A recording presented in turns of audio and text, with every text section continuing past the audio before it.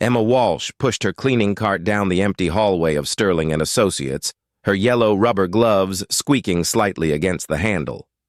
It was 10:30 on a Thursday night, and the law firm was silent except for the hum of the air conditioning and the distant sound of traffic from the street below.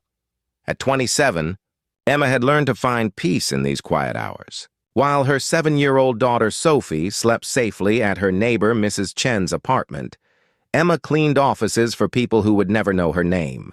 It wasn't the life she'd imagined when she was younger, but it was honest work that paid the bills and let her be there for Sophie during the day. Emma had blonde hair that she kept pulled back in a practical ponytail, a light blue polo shirt with the cleaning company's logo, and yellow gloves that had become like a second skin. She moved through the offices with practiced efficiency, emptying trash bins, dusting surfaces, vacuuming floors. Invisible labor that kept the world running while everyone else slept. Tonight, she'd saved the executive floor for last.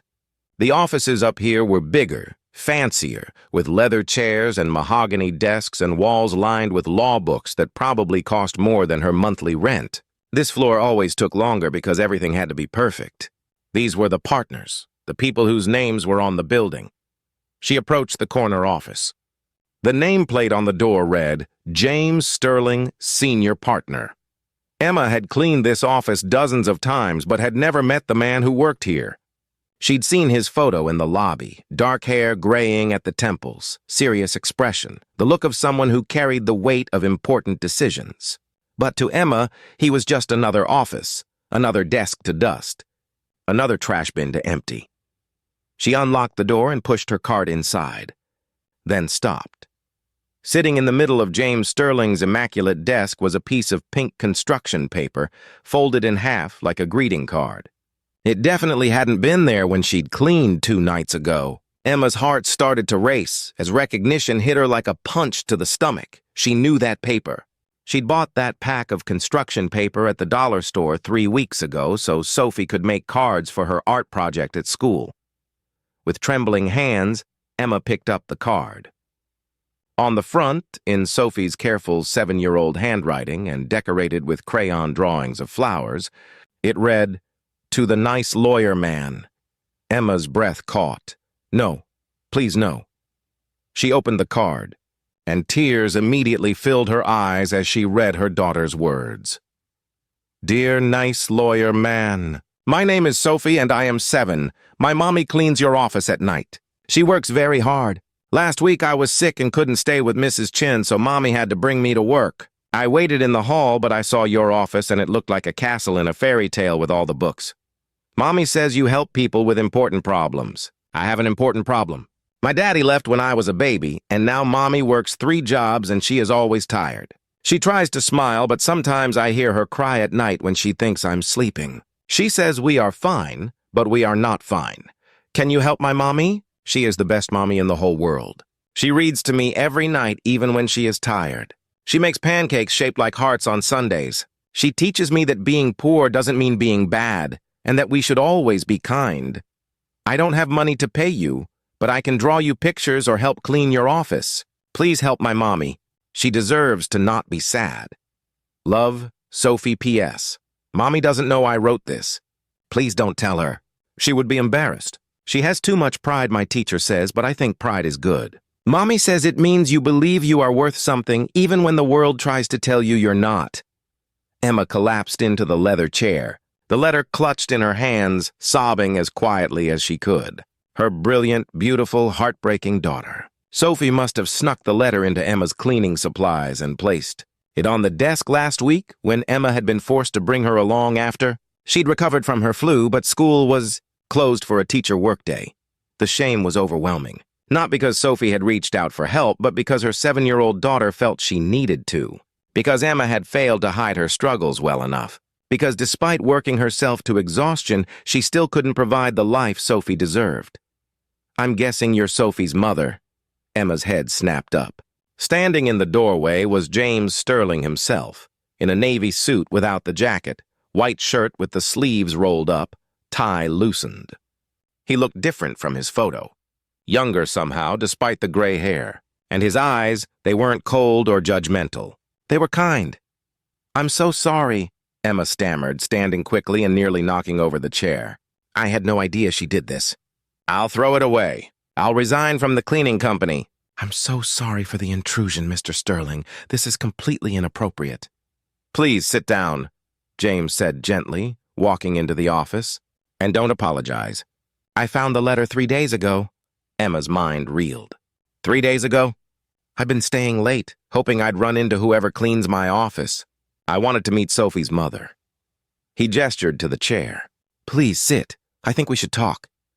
Emma sat, clutching the letter, her yellow gloves absurd against the pink paper.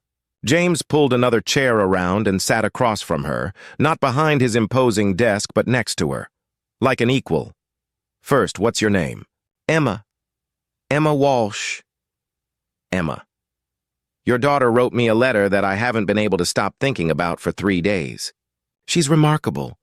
She's everything, Emma whispered. I can tell. The way she wrote about you, the love in every word. Do you know what struck me most? She said you taught her that being poor doesn't mean being bad. That's wisdom a lot of wealthy people never learn. Emma didn't know what to say. She'd expected anger, maybe pity. Not this. James leaned back, his expression thoughtful. Can I tell you something? 20 years ago, I was a single father working night shifts as a security guard while going to law school during the day. My wife had died in a car accident, leaving me with a 3-year-old son. I know what it's like to be exhausted all the time. To cry when your kid's asleep because you don't know how you're going to make it work. Emma looked up at him, seeing him differently now. Not as a powerful lawyer in an expensive suit, but as someone who understood. How did you make it? She asked quietly. Someone helped me. A law professor noticed I was falling asleep in class. Instead of reporting me or judging me, he asked why. When I told him, he helped me get a scholarship, connected me with affordable childcare, and gave me flexible hours as his research assistant. He saw me, Emma, not as a statistic or a struggling single parent, but as a person worth investing in. James stood and walked to the window, looking out at the city lights. I made a promise to myself that if I ever had the means, I'd do the same for someone else. But you get successful and you get insulated. You stop seeing the people who make your life possible. The security guards, the cleaning staff, the people who keep your world running while you sleep. And then a 7-year-old girl writes you a letter that breaks your heart open and reminds you why you became a lawyer in the first place. He turned back to Emma. Not to make money or win cases, or see my name on a building, but to help people who need someone in their corner. Emma's tears were flowing freely now. I can't afford a lawyer, Mr. Sterling. Whatever Sophie thinks I need help with, I can't pay you. I'm not offering to be your lawyer, James said. I'm offering something different. How many jobs do you work? 3. Cleaning here 5 nights a week, waitressing at a diner 4 mornings a week, and weekend house cleaning for a private service. When do you sleep? When I can. And Sophie? She's with Mrs. Chen when I'm working. She's a good neighbor, but she's 78. I worry about imposing on her so much. James nodded, processing. Then he did something Emma didn't expect. He pulled out his phone and made a call. Margaret, sorry to call so late. I need you to clear my morning calendar. Actually, clear the whole day tomorrow. Something important has come up. He paused. No, everything's fine. Better than fine, actually. I'll explain tomorrow. He hung up and looked at Emma. Here's what I'd like to propose. Tomorrow you and Sophie come to my office during business hours.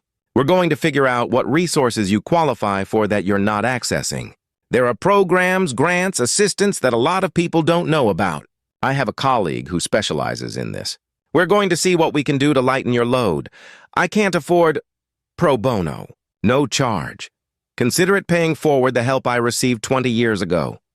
Emma shook her head. I can't accept charity. It's not charity. It's investment.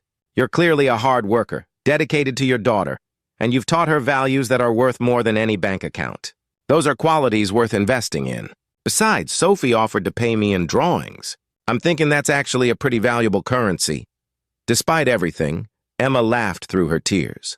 She does love to draw. Then we have a deal.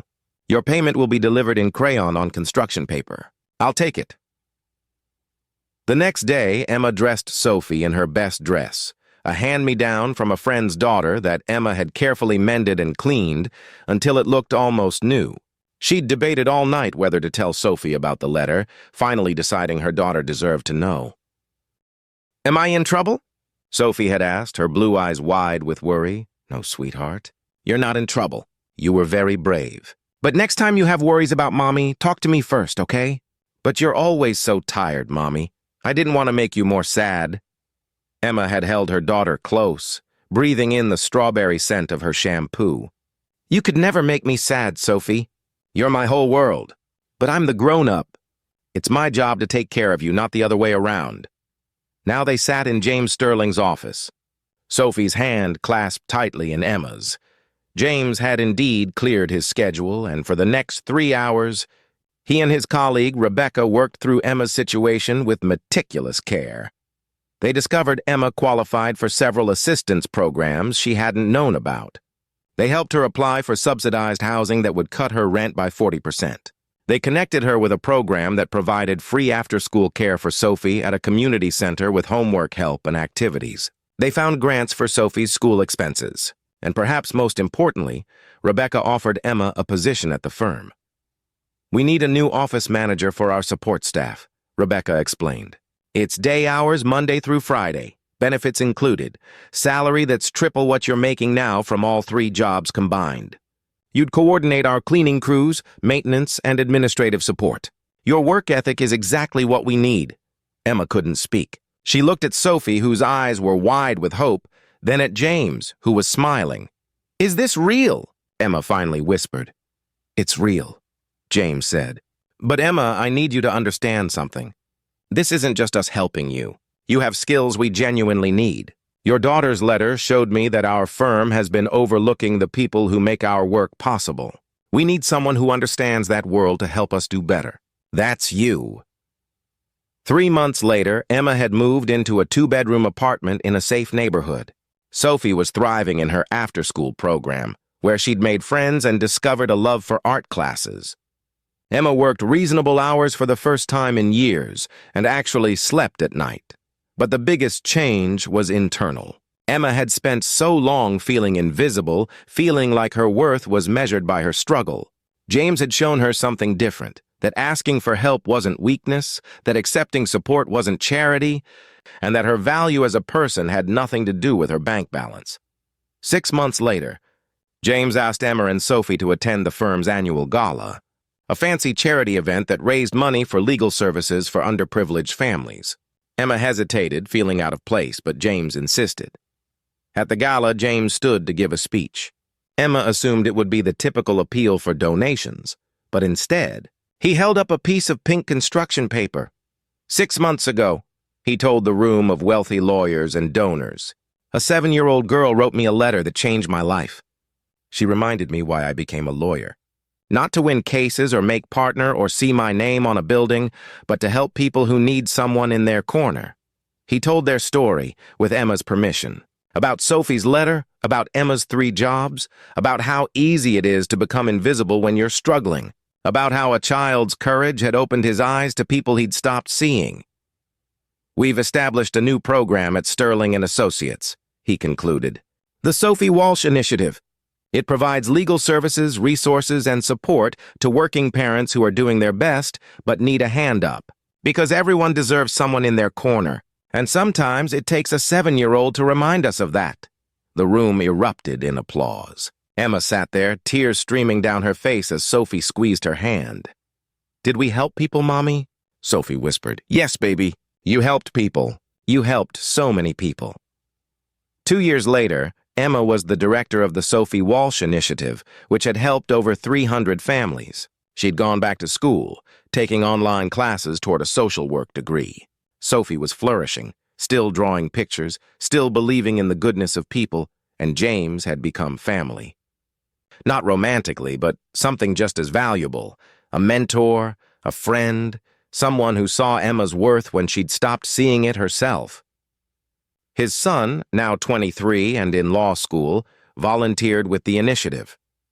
On the anniversary of the letter, Sophie made James a new card. This one said, "Thank you for seeing my mommy. Love, Sophie. P.S. She still has too much pride, but that's okay because now she knows she's worth something." James framed it and hung it in his office. right next to the original pink letter that had changed everything. Because sometimes the most important cases don't come through the front door with a retainer agreement. Sometimes they come written in crayon by a child who loved her mother enough to ask for help.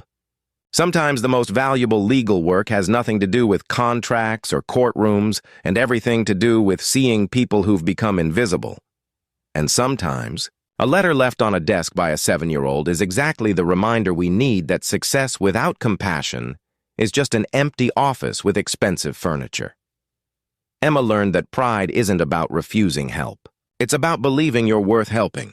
And Sophie taught them all that sometimes the bravest thing you can do is speak up for someone you love, even when you're just a kid with a pink piece of construction paper and a crayon.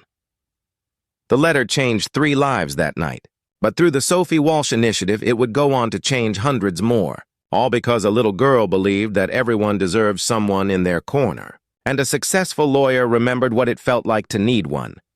If this story reminded you that everyone has value regardless of their circumstances, please like, share, and subscribe. Comment below about someone who saw your worth when you couldn't see it yourself. We all need someone in our corner, and sometimes we get to be that person for someone else. That's how we change the world. One letter, one act of courage, one moment of compassion at a time.